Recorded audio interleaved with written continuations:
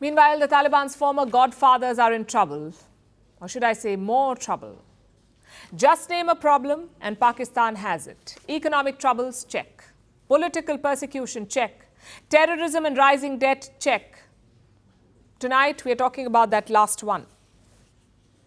Rising debt. So let's start with some numbers.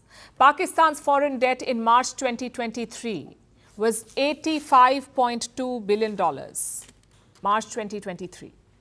By September, it was $86.4 billion. Now look at the increase in 6 months. Pakistan added $1.2 billion to its debt in half a year. $1.2 billion in 6 months. Where did these loans come from? China was the top bilateral source. They lent some $500 million to Pakistan. Saudi Arabia was second with $300 million. Most of this money was used to finance energy imports. Now, Pakistan's problem is obvious. On the one side, debt is rising. On the other, the revenue is stalled. They're not making money. So repaying this debt is going to be very tough. Again, let's look at the numbers. Pakistan has to pay back $73 billion by 2025. $73 billion. Out of that, $27 billion has to be paid this year by November 2024. How will they do that? How is Pakistan planning to do that? By taking more loans. Prime Minister Shehbaz Sharif has ordered his government to start talks with the IMF, International Monetary Fund. How much money does he want this time? Report says $6 billion. Now, let me point out two obvious problems here. One, Pakistan doesn't have a finance minister. So who exactly will start these talks? And two, borrowing to repay loans is never the solution. Not unless you make some systemic changes, which, let's face it, Pakistan will not. Islamabad has received 22 loans from the International Monetary Fund. Around half of them were bailouts. Each time Pakistan promised to make systemic reforms and each time they failed. So why would the 23rd time be any different? Logic says it won't. But tell that to the IMF. They're more than keen on giving more loans. First, they want to review the current loan conditions. But after that, they're open to a new program if Pakistan asks for it. So what about the election rigging? Or the bloated defense budget, or the subversion of democracy? Does none of it matter to the IMF? From the looks of it, no. India has urged the fund to take note of these issues. India has asked the IMF to take note of all of this. It has asked them to ensure two things. One, the loans are not used to arm Pakistan, basically to fund the military. And two, they're not used to repay other countries. But can India enforce this? I'm afraid not. India's voting share at the IMF is just 2.7%, and usually India abstains from voting on Pakistan's loans.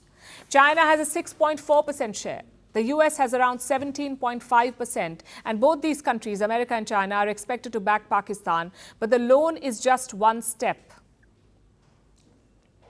What matters is the follow-up.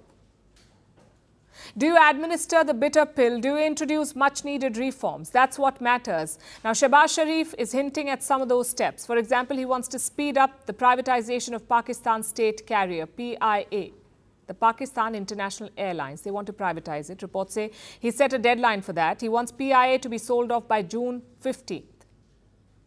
It's a good start on the reform path. But a lot more needs to be done. And to do that, Shehbaz Sharif needs a stable polity. He needs peace at home, peace at the borders, and peace inside his alliance. And chances are he won't get any of it. Their biggest security challenge is the TTP, the Tehreek-e-Taliban Pakistan, aka the Pakistani Taliban. Their goal is to defeat and topple the current regime in Islamabad. That's what the TTP wants. And then replace this regime with an Islamist one.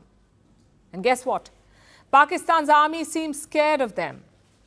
So much so that they're dragging this issue to the United Nations. Pakistan says the TTP is a global threat, so it wants the UN Security Council to intervene.